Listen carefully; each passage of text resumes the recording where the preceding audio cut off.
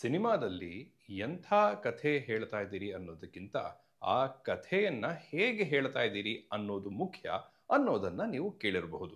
ಅದನ್ನೇ ತಕ್ಕ ಮಟ್ಟಿಗೆ ಆರ್ಟ್ ಕ್ರಾಫ್ಟ್ ಅಂತಾನೋ, ಕಾಂಟೆಂಟ್ ಫಾರ್ಮ್ ಅಂತಾನೋ, ಸಬ್ಸ್ಟೆನ್ಸ್ ಸ್ಟೈಲ್ ಅಂತಾನೋ ನೋಡಬಹುದು. ವಂಶಿ ಅವರ ನಿರ್ದೇಶನದಲ್ಲಿ ನಿವೇದಿತಾ ಶಿವರಾಜ್ ಕುಮಾರ್ ಅವರ ನಿರ್ಮಾಣದಲ್ಲಿ ರೂಪುಗೊಂಡಿರೋ ಈ ಚಿತ್ರ ಖಂಡಿತವಾಗಿಯೂ ಒಂದು ಇಂಪ್ರೆಸಿವ್ ಡೆಬ್ಯೂ.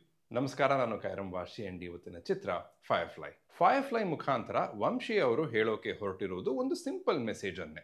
ಬದುಕಿನಲ್ಲಿ ಅಂಧಕಾರವೇ ತುಂಬಿರುವಾಗ ನಮ್ಮನ್ನು ಅದರಿಂದ ಹೊರಗೆ ಎಳೆಯೋಕೆ ಬೆಳಕು ನಮ್ಮಿಂದ ಹೊರಗಿನಿಂದಲ್ಲ, ಒಳಗಿನಿಂದಲೇ ಹುಟ್ಟತ್ತೆ ಅನ್ನೋದು. ಅದೇಕೆ ಅಂಧಕಾರ, ಅದೇನು ಬೆಳಕು ಅನ್ನೋದನ್ನ ನಾನು ಈ ವಿಮರ್ಶೆಯಲ್ಲಿ ಹೇಳೋದಿಲ್ಲ. ಆದರೆ ಅದನ್ನ ಹೇಗೆ ಹೇಳಿದ್ದಾರೆ ಅನ್ನೋದರ ಮೇಲೆ ಸ್ವಲ್ಪ ಬೆಳಕು ಚೆಲ್ತೀನಿ. Word play ಚೆನ್ನಾಗಿತ್ತಾ? ಯುಎಸ್ಗೆ ಓದೋಕೆ ಅಂತ ಹೋದ ವಿವೇಕಾನಂದ ಅಲಿಯಾಸ್ ವಿಕ್ಕಿ ವಂಶಿ ಅವರ ಪಾತ್ರ ವಾಪಸ್ ತನ್ನೂರಿಗಾದ ಮೈಸೂರಿಗೆ 4 ವರ್ಷಗಳ ನಂತರ ಬರ್ತಾ ಇದ್ದಾನೆ. ಅವನನ್ನ ಏರ್ಪೋರ್ಟ್ ನಿಂದ ಪಿಕಪ್ ಮಾಡೋಕೆ ಅಂತ ತಂದೆ ಮೂರ್ತಿ ಅಚ್ಯುತ್ ಅವರ ಪಾತ್ರ, ತಾಯಿ ಪದ್ಮ ಸುಧಾರಾಣಿ ಅವರ ಪಾತ್ರ ಏರ್ಪೋರ್ಟ್ಗೆ ಬಂದಿದ್ದಾರೆ. ಏರ್ಪೋರ್ಟ್ ಇಂದ ಕಾರಲ್ಲಿ ಕೂತು ಮನೆ ಕಡೆಗೆ ಹೊರಡ್ತಾರೆ. ಅಲ್ಲಿಂದ ವಿಕ್ಕಿಯ ಜೀವನದಲ್ಲಿ ಒಂದು ಪಯಣ ಶುರುವಾಗುತ್ತೆ. ವಿಕ್ಕಿಯ ಈ ಪಯಣ ಯಾಕೆ ಶುರುವಾಗುತ್ತೆ, ಆ ಪಯಣದಲ್ಲಿ ಅವನು ಯಾವೆಲ್ಲ ಘಟ್ಟಗಳನ್ನ ದಾಟ್ತಾನೆ, ಯಾರನ್ನೆಲ್ಲ ಭೇಟಿಯಾಗ್ತಾನೆ ಅನ್ನೋ ಈ ಫ್ಲೋ, ಮೀನಿಂಗ್ ಸ್ಕ್ರೀನ್ ಪ್ಲೇ ನೀಟಾಗಿ ಅಕ್ಸೆಪ್ಟಬಲ್ ಆಗಿ ಇದೆ. ನಿದ್ದೆ ಬರಲ್ಲ ಟು ನಿದ್ದೆ ಬರೋದು, ಕಣ್ಣೀರಿಲ್ಲ ಟು ಕಣ್ಣೀರು ಹರಿಯೋದು, ಟು ನಗು, ಇದನ್ನೇ ನಾನು ಘಟ್ಟಗಳು ಅಂತ ಹೇಳಿದ್ದು. ಇನ್ನು ವಿಜುವಲ್ ಹಾಗೂ ಆರಲ್ ಟ್ರೀಟ್ಮೆಂಟ್ ಕಡೆಗೆ ಬಂದ್ರೆ ಫೈರ್ಫ್ಲೈ ನಿಜವಾಗ್ಲೂ ಬೌಂಡ್ರೀಸ್ ಅನ್ನ ಅದ್ಭುತವಾಗಿ ಪುಷ್ ಮಾಡಿದೆ, ಒಂದು ಹೊಸ ಬೆಂಚ್ ಮಾರ್ಕ್ ಅನ್ನೇ ಸೆಟ್ ಮಾಡಿದೆ. Kudos to DOP Abhilash Kalathi, production designer Varadaraj Kamath, editor Suresh Armugam, costume designer Divya Reddy, of course Charan Raj ಹಾಗೂ ಇಡೀ ಟೆಕ್ನಿಕಲ್ ಕ್ರೂನೆ. ಫ್ರೇಮಿಂಗ್ ಖಂಡಿತವಾಗ್ಲೂ ಈ ಚಿತ್ರದಲ್ಲಿ ಹೈಲೈಟ್. ಅಂದ್ರೆ ಫ್ರೇಮ್ನಲ್ಲಿ ಯಾರು ಎಲ್ಲಿ ಯಾಕೆ ಇರಬೇಕು ಅನ್ನೋದು, ಅದರಲ್ಲಿ ಸಿಮೆಟ್ರಿ ಬೇರೆ, ಆಸ್ಪೆಕ್ಟ್ ರೇಷಿಯೋ, ಇಂಗ್ಲಿಷ್ ಕಲರ್ಸ್, ಅದಕ್ಕೆ ತಕ್ಕಂತೆ ಚರಣ್ ರಾಜ್ ಅವರ ಸಂಗೀತ ಹಾಗೂ ಸ್ಕೋರ್, ಇವೆಲ್ಲವೂ ಮೆಜರ್ಡ್ ಮ್ಯಾಥಮೆಟಿಕಲ್ ಕೊರಿಯೋಗ್ರಾಫ್ಟ್. ಆ ಮೆಜರ್ಮೆಂಟ್ ಅಲ್ಲಿ, ಆ ಮ್ಯಾಥಮೆಟಿಕ್ಸ್ ಅಲ್ಲಿ, ಆ ಕೊರಿಯೋಗ್ರಾಫಿನಲ್ಲಿರೋ ಅಟೆನ್ಷನ್ ಟು ಡೀಟೇಲ್ ಹಾಗೂ the sheer effort is stunning. ಅವೆಲ್ಲವಕ್ಕೂ ರೀಸನಿಂಗ್ ಕೂಡ ಇದೆ. ಉದಾಹರಣೆಗೆ ಡಿಪ್ರೆಷನ್ ನಲ್ಲಿರೋ ವಿಕ್ಕಿಗೆ ಹೊರ ಜಗತ್ತು ಒಂದು ಪರ್ಫೆಕ್ಟ್ ವರ್ಲ್ಡ್ ರೀತಿಯಲ್ಲಿ ಕಾಣುತ್ತೆ. ಆಲ್ಸೋ ತನ್ನ ಮನಸ್ಸಿನಲ್ಲಿರೋ ಒಂದು ಟರ್ಬ್ಯುಲೆನ್ಸ್ ನಿಂದ ಒಂದು ಸರ್ರಿಯಲಿಸಮ್ ಕೂಡ ಕ್ರಿಯೇಟ್ ಆಗುತ್ತೆ. ಅದಕ್ಕೆ ಒಂದು ಡೈಲಾಗ್ ಕೂಡ ಇದೆ, you are a Bobby girl in a Bobby world, life is plastic but it's fantastic ಅಂತ. 4 ಶಾರ್ಟ್ಸ್ ಅನ್ಸುತ್ತೆ, ಅದರ ಒಂದು 4 ಶಾರ್ಟ್ಸ್ನ ಸೀರೀಸ್ ಒಂದು ಕ್ವಿಕ್ ಆಗಿ ಬಂದು ಹೋಗುತ್ತೆ. ಫ್ರೇಮ್ ಇದೆ, ಫ್ರೇಮ್ನ ಒಂದು ಕಾರ್ನರಲ್ಲಿ ವಿಕ್ಕಿ ಇದ್ದಾನೆ. ನೆಕ್ಸ್ಟ್ ಶಾರ್ಟ್ ಫ್ರೇಮ್ ಇದೆ, ಫ್ರೇಮ್ನ ಇನ್ನೊಂದು ಕಾರ್ನರ್ನಲ್ಲಿ ನೇಹ ಅಂದ್ರೆ ರಚನಾ ಇಂದರ್ ಅವರ ಪಾತ್ರ, ಆಕೆ ಇದ್ದಾಳೆ. ನೇಹ ತುಂಬಾ ಒಂದು ಪ್ರೊಫೌಂಡ್ ಆದ ಸ್ಟೇಟ್ಮೆಂಟ್ ನ ಕ್ಯಾಶುಯಲ್ ಆಗಿ ಹೇಳ್ತಾಳೆ. ಅದನ್ನ ಹೇಳಿದ ಕೂಡಲೇ ಆಕೆ ಫ್ರೇಮ್ನ ಸೆಂಟರ್ಗೆ ಬರ್ತಾಳೆ. ಅದನ್ನ ಕೇಳಿಸ್ಕೊಂಡ ವಿಕ್ಕಿ, ಅವನಿಗೆ ಆಕೆ ಏನ್ ಹೇಳಿದ್ಲು ಅನ್ನೋದು ಅರ್ಥವಾದ್ಮೇಲೆ ಅವನು ಫ್ರೇಮ್ನ ಸೆಂಟರ್ಗೆ ಬರ್ತಾನೆ. ಈ ಒಂದು ಸೀರೀಸ್ ಆಫ್ ಶಾರ್ಟ್ಸ್ ನಲ್ಲಿ ಅದು ತುಂಬಾ ಎಫೆಕ್ಟಿವ್ ಆಗೂ ಇವೆ, ಪ್ಲಸ್ ಅದರಲ್ಲಿ ಒಂದು ಅರ್ಥವೂ ಇದೆ. ಅಟೆನ್ಷನ್ ಟು ಡೀಟೇಲು, ಆ effort, out of the box ಯೋಚನೆ ಮಾಡೋದು, ಇವೆಲ್ಲವೂ ಈ ಚಿತ್ರವನ್ನ ಔಟ್ಸ್ಟ್ಯಾಂಡಿಂಗ್ ಆಗಿ ಮಾಡೋಕೆ ಒಂದು ಪ್ರಯತ್ನವೇ. ಆ ದಿಕ್ಕಿನಲ್ಲಿ ಈ ಚಿತ್ರದ ವ್ಯಾಕಿನೆಸ್ ನನಗೆ ವರ್ಕ್ ಆಯ್ತು. ಹಾಸ್ಪಿಟಲ್ನಲ್ಲಿ ಫ್ರೇಮ್ ಸೆಂಟರ್ನಲ್ಲಿ ಒಬ್ಬ ಹುಡುಗಿ ಡ್ಯಾನ್ಸ್ ಮಾಡ್ತಿರ್ತಾಳೆ, ಇನ್ನೊಬ್ಬ ಹುಡುಗಿ ಸ್ಕೂಲ್ನಲ್ಲಿ ಎಲೆಕ್ಟ್ರಿಕ್ ಶಾಕ್ ಹೊಡೆಸ್ಕೊಳ್ತಿರ್ತಾಳೆ, ಟೀ ಅಂಗಡಿ ಹತ್ರ ಇರೋ ಜಿಮ್ ಬಾಯ್ ಆಗ್ಲಿ, ಸ್ಟಾರ್ಟ್ ಆಗದ ಆ ಬೈಕ್ ಆಗ್ಲಿ, ಸಂಬಂಧಿಕರೆಲ್ಲ ಕೂತು ಬಾಳೆಹಣ್ಣು ತಿನ್ನೋ ದೃಶ್ಯವಾಗ್ಲಿ, ಶಿವರಾಜ್ ಕುಮಾರ್ ಅವರ ಪುರುಷೋತ್ತಮ ಚಿತ್ರದ ಶಿವ ಶಿವ ಹಾಡು ಕೂಡ ಇದೆ, ಸಂತ ಚಿತ್ರದ ಶಿವ ಶಿವ ಹಾಡು ಕೂಡ ಇದೆ. ಇನ್ಫ್ಯಾಕ್ಟ್ ಶಿವರಾಜ್ ಕುಮಾರ್ ಅವ್ರಿಗೇನೆ ಒಂದು ವ್ಯಾಕಿಯಾದ ಕ್ಯಾಮಿಯೋ ಕೂಡ ಇದೆ. ಫುಟ್ಬಾಲ್ ಗ್ರೌಂಡ್ ನಲ್ಲಿ ಪೊಲೀಸರ ಜೊತೆ ಬಾರ್ಗೇನಿಂಗು, ಮಿಲಿಟರಿ ಹೋಟೆಲ್ ದೃಶ್ಯ, ಆ ದೃಶ್ಯಕ್ಕೆ ಒಂದು ಸಿಗೋ ಇಂಟ್ರೋ, ಆ ದೃಶ್ಯದಲ್ಲಿ ಏನೆಲ್ಲ ನಡೆಯುತ್ತೆ ಅದನ್ನ ವಿಜುವಲಿ ಆರಲಿ ಹೇಗೆ ಟ್ರೀಟ್ ಮಾಡಿದ್ದಾರೆ ಆ ವಿಧಾನ, ಆ ಹೋಟೆಲ್ನಲ್ಲಿ 2 ಪೊಲಿಟಿಕಲ್ ಪಾರ್ಟೀಸ್ ನ ಇಡಬಹುದು ಅನ್ನೋ ಥಾಟು.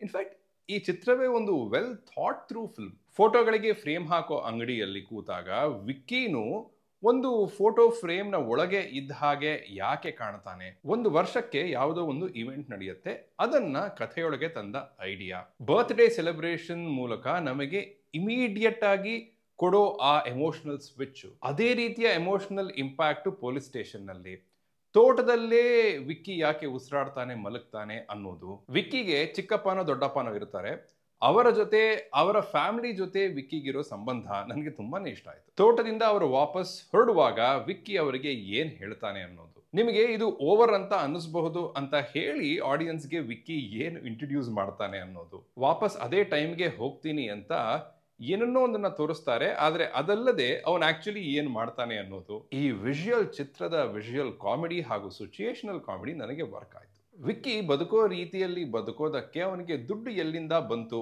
ಅನ್ನೋದಕ್ಕೂ ಒಂದು ರೀಸನ್ ಇದೆ. ಡ್ರಗ್ ಅನ್ನ ಯೂಸ್ ಮಾಡಿ ಅದನ್ನ ಇಮಿಡಿಯೇಟ್ಲಿ ಡಿಸ್ಕಾರ್ಡ್ ಮಾಡಿ ಮುಂದಕ್ಕೆ ಮೂವ್ ಆನ್ ಆಗೋದು ಜೀವನದಲ್ಲೂ ಒಂದು ರೈಟ್ ಚಾಯ್ಸೇನೆ, ಈ ಕಥೆಯ ರೈಟಿಂಗ್ ನಲ್ಲೂ ಒಂದು ರೈಟ್ ಚಾಯ್ಸೇನೆ. ಈ ಚಿತ್ರದಲ್ಲಿ ಇನ್ನೂ ಸ್ವಲ್ಪ ಬೆಟರ್ ಆಗಿದ್ದಿರಬಹುದಾಗಿತ್ತು ಅಂತ ನನಗನ್ಸಿದ್ದು ಈ ಚಿತ್ರದ ಥರ್ಡ್ ಆಕ್ಟ್, ಆ ರಾಜಣ್ಣ ಅಂತ ಒಂದು ಎಪಿಸೋಡ್ ಬರುತ್ತೆ ಅದು ಅಂತ ಅನ್ಕೋಬಹುದು. ಆ ಎಪಿಸೋಡ್ಗೆ ಕಥೆಯಲ್ಲಿ ಒಂದು ಅವಶ್ಯಕತೆ ಇದೆ, ಅದನ್ನ ಕಥೆಯಲ್ಲಿ ಚೆನ್ನಾಗಿ ಕೂರಿಸಿದ್ದಾರೆ ಕೂಡ.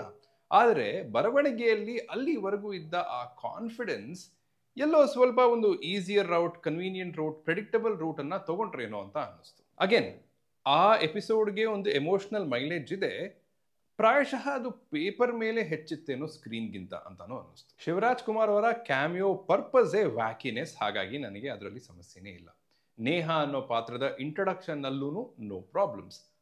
ಆದರೆ ಆ ನೇಹ ಅನ್ನೋ ಪಾತ್ರದ ಒಂದು ಫ್ಯಾಮಿಲಿ ವಿಚಾರವನ್ನ, ಒಂದು ಎಲಿಮೆಂಟ್ ಅನ್ನ ಸುಮ್ಮನೆ ಹಾಗೆ ಟಕ್ ಅಂತ ತಂದು ಮುಂದಕ್ಕೆ ಹೋಗ್ತಾರೆ, ಅದು ಸ್ವಲ್ಪ ಫೋರ್ಸ್ಡ್ ಅಂತ ಅನ್ನಿಸ್ತು. ಅಥವಾ ನಾನೇ ಏನನ್ನಾದ್ರೂ ಮಿಸ್ ಮಾಡ್ಕೊಂಡ ಗೊತ್ತಿಲ್ಲ. ಚಿತ್ರದಲ್ಲಿ ವಿಕ್ಕಿ ತನ್ನ ಕಥೆಯನ್ನ ತಾನೇ ನರೇಟ್ ಮಾಡ್ತಾನೆ. ಯಾರಿಗೆ ನರೇಟ್ ಮಾಡ್ತಾ ಇದ್ದಾನೆ, ಯಾಕೆ ನರೇಟ್ ಮಾಡ್ತಾ ಇದ್ದಾನೆ ಅದು ಸರಿಯಾಗಿ ಇದೆ. ಆದರೆ ಆ ನರೇಷನ್ ಕೆಲವೊಮ್ಮೆ ಮೋರ್ ದೆನ್ ರಿಕ್ವೈರ್ಡ್ ಅಥವಾ ತುಂಬಾನೇ ಎಕ್ಸ್ಪ್ಲನೇಟರಿ ಆಯ್ತೇನೋ ಅಂತ ಅನ್ನಿಸ್ತು. ವಂಶಿ ಅವರ ಸ್ಥಳದಲ್ಲಿ ನಿಂತು ನೋಡಿದಾಗ ಈ ಚಿತ್ರಕ್ಕೆ ಬೇರೆ ಒಬ್ಬ ಡೈಲಾಗ್ ರೈಟರ್ ಯಾಕೆ ಬೇಕಿತ್ತು ಅನ್ನೋದು ಅರ್ಥ ಮಾಡ್ಕೋಬಲ್ಲೆ.